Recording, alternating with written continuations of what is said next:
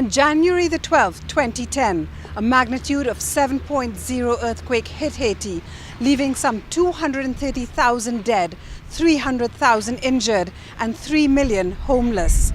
80% of the buildings were damaged or destroyed. The question is, can it happen here? Earthquakes are associated with certain kinds of interaction between these large masses of the Earth's crust, which we call tectonic plates. In the case of Trinidad, you have two parts of the Earth's crust moving past each other. So you have what might be called a strike-slip boundary. That's why you have seismic activity and earthquakes in Trinidad. Trinidad just happens to rest in a similar kind of plate boundary setting as, say, the northern part, which is where Haiti is. So the same kinds of events that you have up in the north, you can also have in the south, which is where Trinidad and Tobago is. Big earthquakes are waiting to happen along a fault line of the Eastern Caribbean Arc, the Leeward Islands, and around Trinidad and Tobago. The last time we had a magnitude 8 and above was in 1843. So that comes back to the whole idea that we've been saying that, in a sense, we're long overdue for one of those kinds of magnitudes. We have had an 8 in the past. Haiti had a 7. What's the difference between a 7 and an 8? 32. A factor of 32 times the energy. So if energy 1 took place in Haiti, 32 times 1 is what will take place if an 8 were to occur in Trinidad.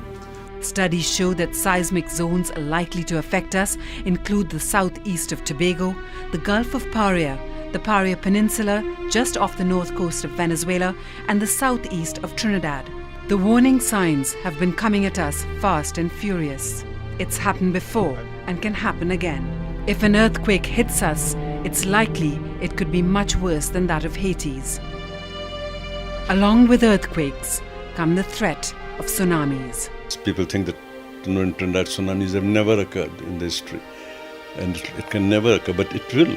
It can if an earthquake takes place near the sea, and the tsunamis think that the waves of water, walls of water will come up and engulf the small island, the whole island.